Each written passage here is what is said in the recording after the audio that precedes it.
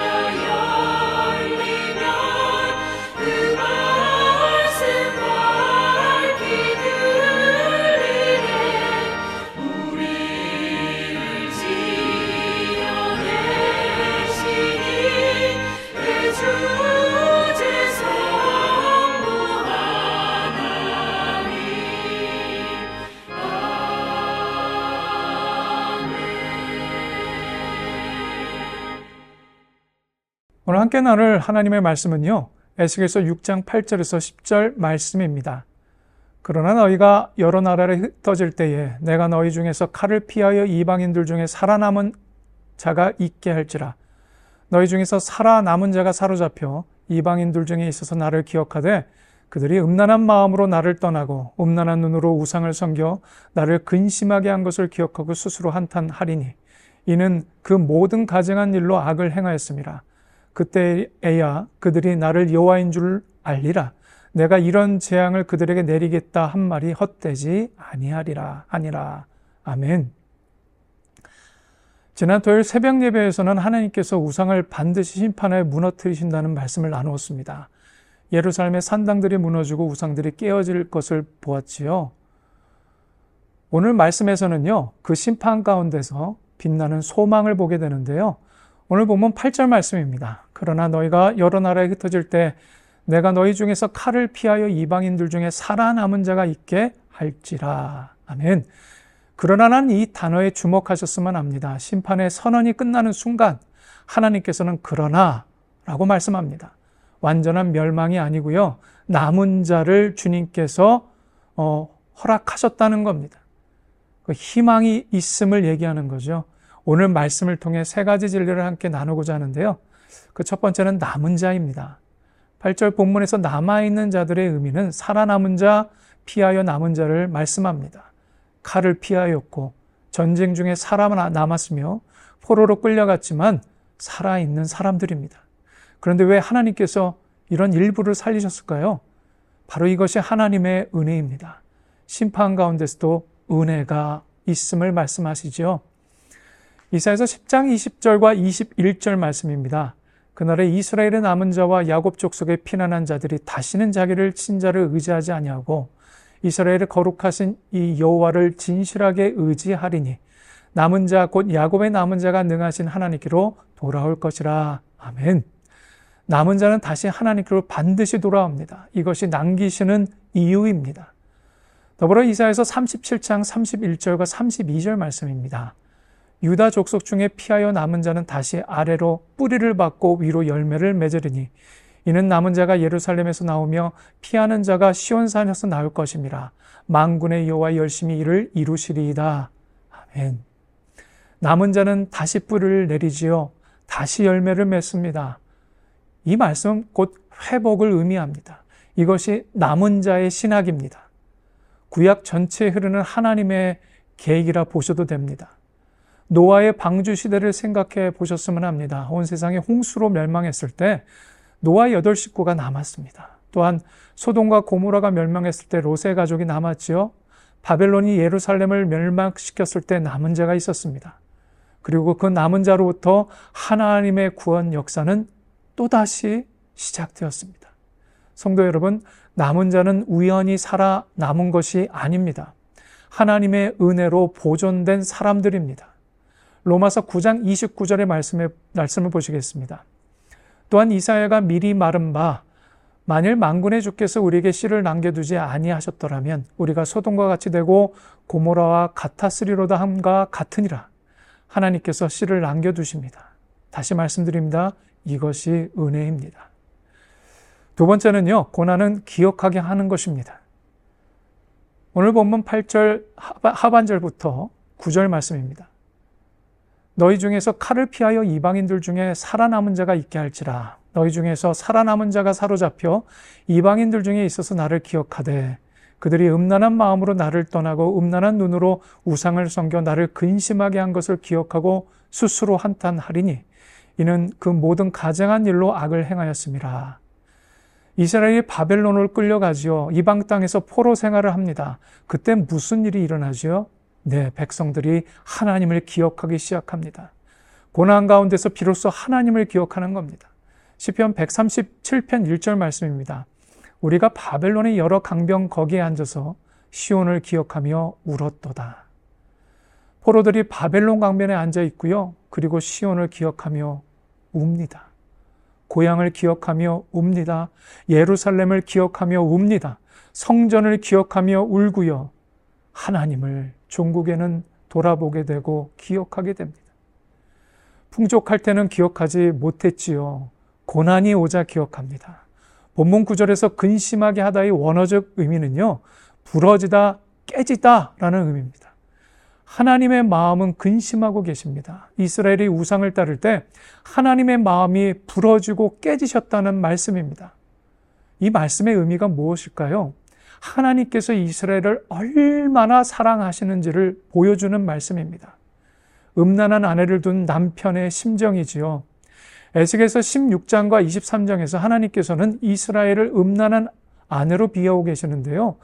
구약의 호세아 선지에도 마찬가지입니다. 하나님께서 호세아에게 음란한 여인과 결혼하라고 명령하셨지요. 왜 그렇게까지 하셨을까요? 이스라엘을 향한 하나님의 마음을 보여주기 위함이셨습니다. 이스라엘이 하나님을 떠나 우상을 섬길 때 하나님의 마음이 얼마나 상하셨는지 그것을 호세아의 삶으로 보여주신 겁니다. 그런데 포로 생활 중에 이스라엘이 하나님을 어떻게 한다고요? 기억하기 시작했다고요. 하나님의 마음이 상하셨다는 것을 기억합니다. 그리고 고난이 무엇을 그들로 하여금 하게 했습니까? 기억하게 했습니다. 신명기 8장 2절 말씀인데요. 내 하나님 여호와께서 이 40년 동안에 내게 광야길을 걷게 하신 것을 기억하라. 이는 너를 낮추시고 너를 시험하사 내 마음이 어떠한지 그 명령을 지키는지 지키지 않는지 알려 하심이라. 광야 40년은 기억하게 하는 시간이었습니다. 하나님을 의지하게 하는 시간이기도 하였지요. 성도 여러분, 고난이 없으면 우리는 하나님을 잊습니다.